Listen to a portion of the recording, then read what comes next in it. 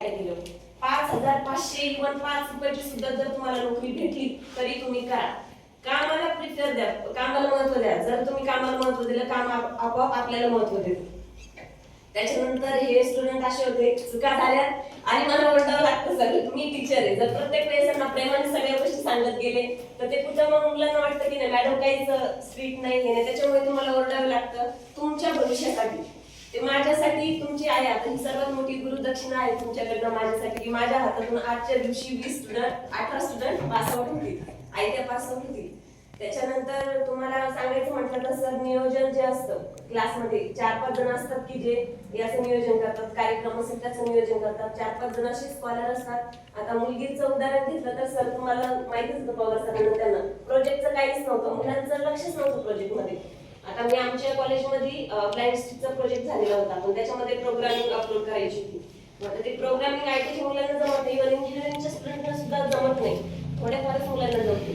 मग मी त्याला सांगितलं आदल्या दिवशी की बघ म्हटलं मग प्रोजेक्ट तर करायचा आहे. इलेक्ट्रिशियनला ऑफिसर होते तेव्हा परभणी जिल्ह्यात फर्स्ट नंबर आलेला आणि त्यांनीच केलेलं. खरं तर सांगायचं म्हणणं असं आहे, प्रोजेक्ट तर सगळेच करतात सर, माझ्या प्रोजेक्ट पेक्षा पण बेटर प्रोजेक्ट होते. असे प्रोजेक्ट जे फ्युचर मध्ये पण डेव्हलप होऊ शकते. पण प्रोजेक्ट मध्ये नंबर येण्याचं कारण एकमेव रखमाजी मुलगी आहे. ज्या पद्धतीने त्यांना पटवून दिलं की आमचा प्रोजेक्ट कसा आहे, कसे ब्लाइंड लोकांना त्याचा फायदा होईल, आम्ही काय त्याच्यामध्ये डेव्हलप करू शकतो नेक्स्ट असं सांगितलं. त्याच्यानंतर जे आपण बोलतो कार्यक्रमाचं नियोजन, मी आल्यापासून कधीच म्हणजे असं असतं ना की टीचरला आता हा कार्यक्रम घ्यायचा आहे, अरे बाबा मग आता प्रिपरेशन करा, मुलांना ओरडारे करा गरज नाही पडली. मगर फुटते हाबिसे करत दिवटे हे 4 मुलं अशी होते ना सर, कोणत्याही कामात पैशाचं कधी पैसे मी बोलले ना मी देऊ का तुम्हाला, नाही मॅडम पैशाची गरज नाही, आम्ही सगळं करतो. गाडीवर जायचे, दसऱ्याचे कार्यक्रम असू द्या, त्याच्यानंतर जी मी होते तेव्हा गिरी सरांची बॅच पास आउट झाली, त्याचा सेंडऑफचा कार्यक्रम असू देत, एकदम अतिशय उत्तम प्रकारे सर्वांनी केले.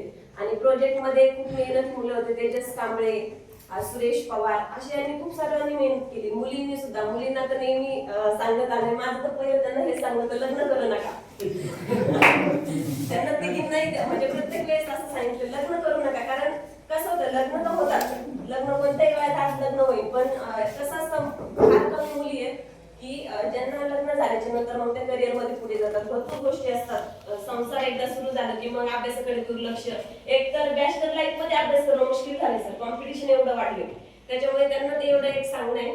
आणि धन्यवाद मुलांना, खरंच थँक्यू म्हणते, कारण तुमच्याकडनं अतिशय अशी चांगले गुण मला शिकायला भेटले की जे मी माझ्या येणाऱ्या नेक्स्ट बॅच आहे त्यांच्यावर म्हणजे मला व्यवस्थित हँडल करता येईल, असे भरपूर काही शिकायला भेटले. जाता एक शेवट सांगते सर्व शिक्षकांच्या वतीने, आम्ही शिकवले तुम्हाला शिक्षणाचे धडे, संस्कार दिले एक पायरी चढे, प्रामाणिक राहा, कष्ट करा आणि परीक्षेच्या फक्त पेपर करिअर याच्यामध्ये उत्तीर्ण नका, खरं उत्तीर्ण व्हा आयुष्याच्या परीक्षेत.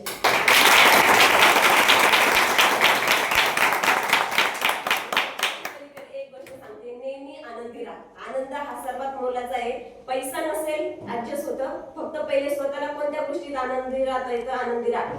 नोकरीच करणं, जॉब करणं हेही गरजेचं नाहीये. तुम्ही जर शेतीत पूर्ण आनंदी असता तर तुम्ही शेती करा, मी तेही प्रिफर सांगते. कारण ज्या गोष्टीत आपल्याला आनंद आहे त्या गोष्टीला पहिले प्राधान्य द्या. आणि तुम्हाला भावी वाटचालीसाठी हार्दिक शुभेच्छा.